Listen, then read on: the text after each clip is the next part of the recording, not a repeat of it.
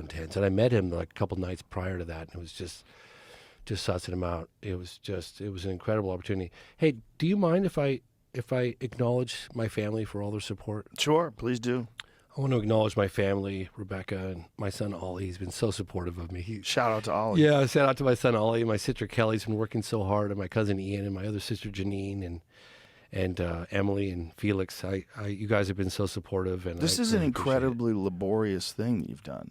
You know, to the amount of time and effort, especially this Brazil case. How do you walk away from a case like this if you think it's true? If you think it's true and you can't. I mean, you can't. You must be compelled. It's so important. You can't let it go. You can't put it down. It's just like you have no choice. Like, what am I going to do? I had this guy walk up to me one time, and he goes, "Why do you do what you do? You're so compelled. What gives?" I said, "Well, let me ask you a question.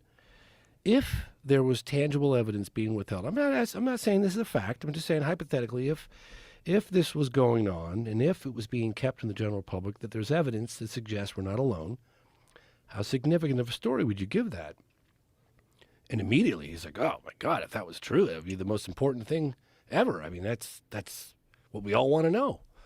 And I was like, "Well, I'm convinced it's happening. So how do I walk away from it?" It's almost like what you love kills you, you know? Well, I don't think it's killing you. Well, I think almost did with Eric Lopes. Well, yeah, that was a sketchy scene. I think it's important, and I think you should be praised. And I think that if this case is real, and if these people are telling the truth, and my God, it certainly seems like they are, it's unbelievable. I mean, the confirmation that what's fascinating to me is like that there's a lot of variation in these things. There's a lot of variation in these experiences, a lot of variation in these crafts. And you got to imagine there's probably not just one world that's interested in us. That's what I was thinking. It could be all of the above. It could be many worlds that are interested in us. Such a huge universe. It's impossible to even wrap your mind around how big it is. And if something out there is like Earth, where intelligent life has evolved to a very significant point, but then keeps going for 1,000 years, 10,000 years, 1,000,000 years. What if they live in a more stable environment where they're not getting pelted by asteroids like we are? Neutralize the aging gene. Yeah, what if they Stop figure the something aging process. out where they're not subject to the same biological ailments that we are? Mm-hmm. What if they incorporate some sort of technology into their physical bodies, and that's them? What if they're a hybrid of artificial intelligence and biological life? Like, there's so many possibilities. So many possibilities. I mean, it's almost impossible for us to even imagine the variations that could be out there, because you're talking about a truly infinite universe, and the areas. I mean, they've already identified Goldilocks planets, more than one, multiple Goldilocks planets in the known universe. My son came up to me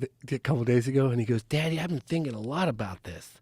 I think those creatures there in Virginia, they came from a Goldilocks zone."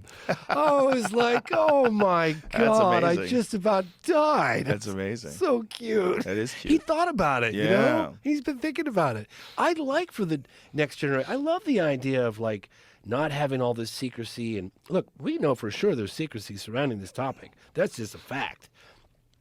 Why? Why can't we just... Well, don't you think that once it begins with secrecy?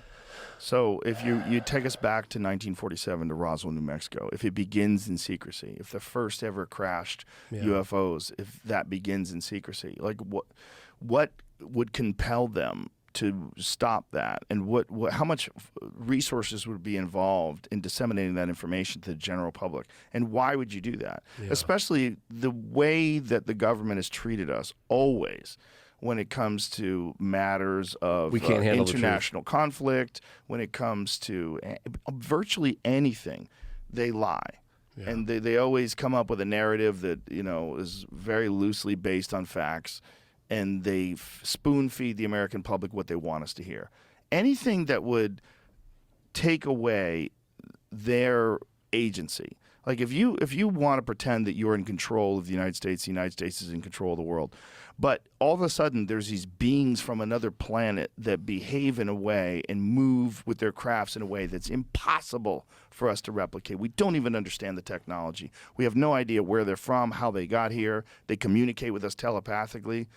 I'd probably shut the fuck up too if I was the president of the United States. If I was, I just asked that very question to Representative Andre Carson a month ago because I was curious. It's like, okay, you guys got Arrow, right? You got all this investigations going on. You got all this probe going on. Let's just say, that they make the determination after a careful review of the data that you and I don't have access to, that some of these things represent or originate from a non-human intelligence. Let's just say. Yeah. Now what? Now, does Kirkpatrick go to Congress? Does he disclose that? It's not his job. So does he go to Congress and do they disclose that? Well, it's not really their job. Basically, they're going to be saying we're not alone. So they go to the president, whatever president that is. They're already so controversial. Half the country hates them. So it's going to be politicized. So the president can't do it. And who is that? What do we represent? 4% of the world population? So we're going to tell the rest of the world that we're not alone? Do we do it internationally through the United Nations, a panel of international scientists? If that happens, then we have to share all of our sensitive private data, right? Potential materials and bodies with the rest of the world. I don't see how they can do it, to be honest with you. And I've never really thought it through like that before. Like, think of the actual execution of disclosure. How might that occur? And I asked that very question to Andre Carson, Representative Andre Carson, the other day, and nobody's got a plan. There is no plan in place. Wow. Right? It's all wow. Yeah. It's all wow. I want to say one more thing. There's a documentary that just came out. The guy's got a totally kind of different perspective on the way he puts things together, but the cast of characters regarding recovered materials is pretty compelling. And it's called Accidental Truth by a guy named Ron James. And I watched it, and again, it's not my style. I tend to kind of be more muted. Truth? Yeah, Accidental Truth. But where is it available? Probably on iTunes and Amazon, I'm guessing. But it has the cast of characters that deal with potential recovered materials. And it's a little bit, like the artwork and stuff is not my cup of tea, but I did watch it and I was like, oh, this is interesting. Anyway, I thought I'd mention that since we're on the topic of recovered materials. So, except